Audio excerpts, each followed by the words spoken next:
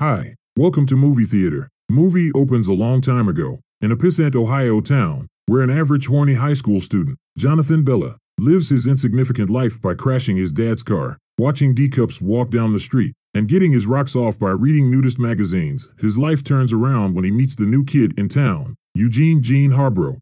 Gene is experienced with the ladies and instantly makes it his mission to help Jonathan lose his virginity to his crush Marilyn. Because there is nothing better to do in their Pissant, Ohio town, Gene also takes an immediate liking to Bunny Miller, who is currently dating the biggest douchebag in Nelsonville, Ohio, Kenny Brubaker.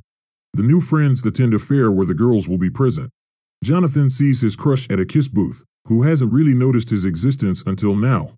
He plays spin the wheel and hopes to kiss Marilyn, but ends up having to kiss another girl. Gene goes for it as well, since Bunny is there, but the wheel ends up on Marilyn. Gene goes for it and takes his sweet time kissing her, which annoys Jonathan. After cucking him, Gene then takes more money from Jonathan and goes for another spin on the wheel, but this time it ends up on Bunny. They kiss passionately before Gene tells her he'll be seeing her around. The next day, Gene gives some advice to Jonathan about how to talk with girls and how to present himself.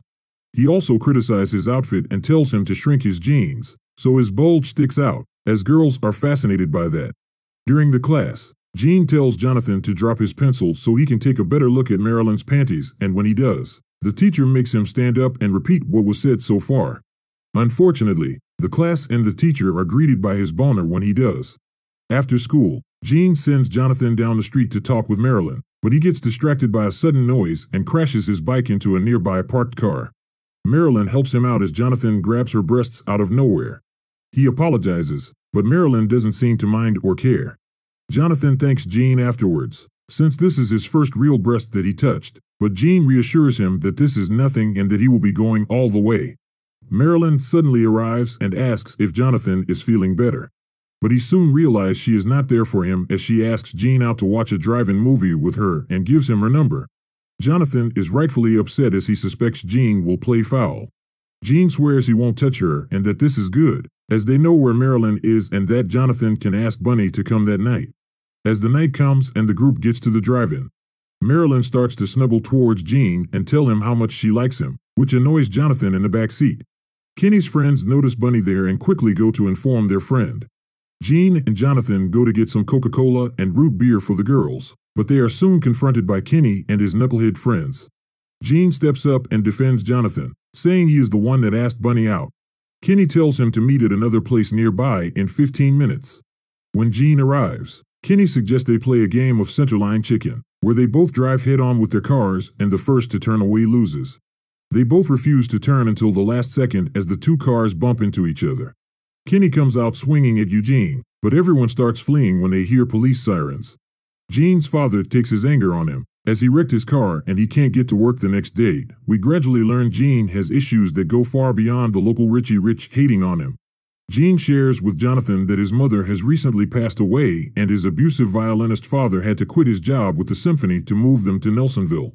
Gene's father beats on Gene out of pain for his loss, and to discipline his troubled son, Bunny breaks things off with Kenny, eventually, and decides to start up a relationship with the bad boy in town, Gene.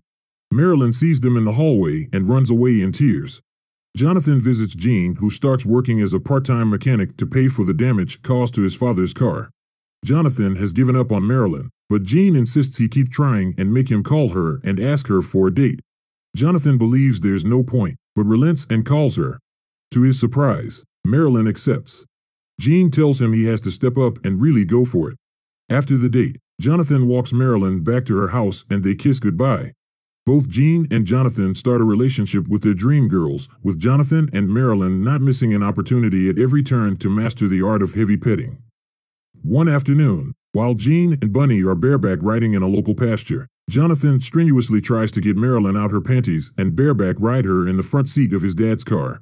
When they get caught by their friends, the car door accidentally opens. Jonathan rips Marilyn's pantaloons off her body, and the couple creates a very memorable 1980s movie poster. Jonathan and Marilyn quickly get past their embarrassing petting session and decide to take their relationship to the next level when Marilyn's parents leave town for the weekend.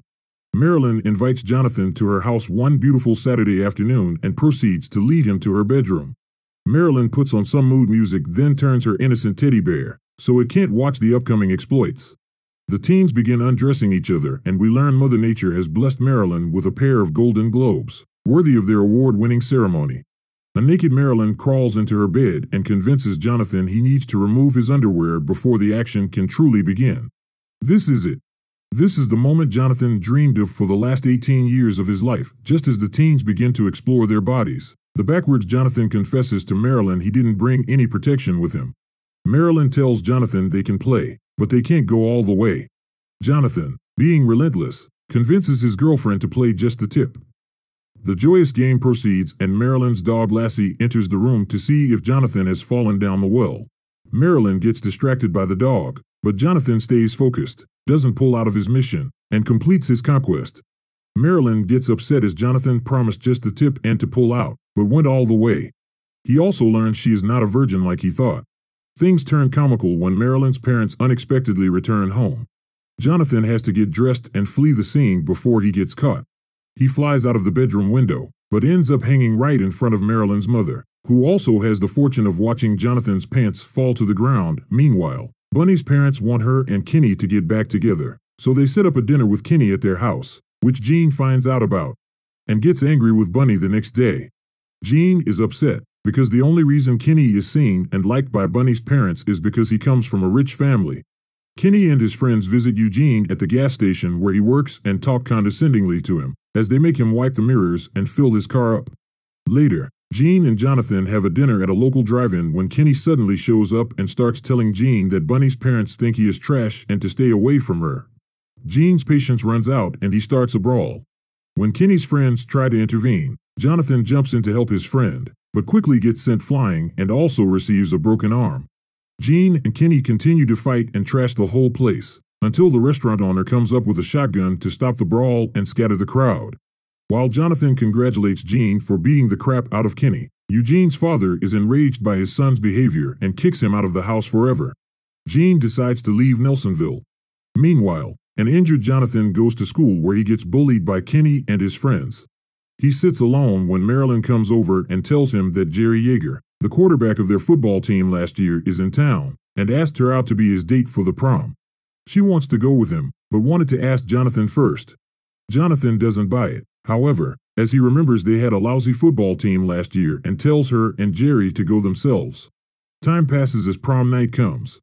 Jonathan sits alone in a bar when he is suddenly greeted by Jean, who came back.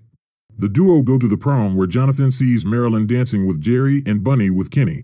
Eugene is quickly told to leave as he is no longer a Nelsonville student. Bunny notices him and chases after him, but misses him outside as he rides off on his bike. Jean shares with Jonathan that he returned to town to ask Bunny to run off with him. He has found work on a Kentucky horse ranch and peace in his life. As Jean falls asleep, Jonathan rides back on his bike where he meets Bunny outside. He gives her a ride to meet with Jean. The couple then reconciles and decides to leave town together. Jonathan tearfully parts ways for the last time with his friends. Jonathan informs Bunny's family she has left town, then runs into that prick Kenny. Jonathan, who has had enough of Kenny's bullying, goes demolition derby on Kenny's precious car in the middle of Nelsonville. Kenny tries to run off before his car gets completely trashed, but Jonathan chases him through the streets and ultimately, he bumps Kenny's car into a fire hydrant, completely wrecking it. A triumphant Jonathan returns and sees his friend Rosalie, who has a crush on him, asks her out on a date, then drives off in his beat-up car. Movie ends here. Hit the like button if you have enjoyed watching this video and don't forget to subscribe our channel for more videos. Thanks for watching.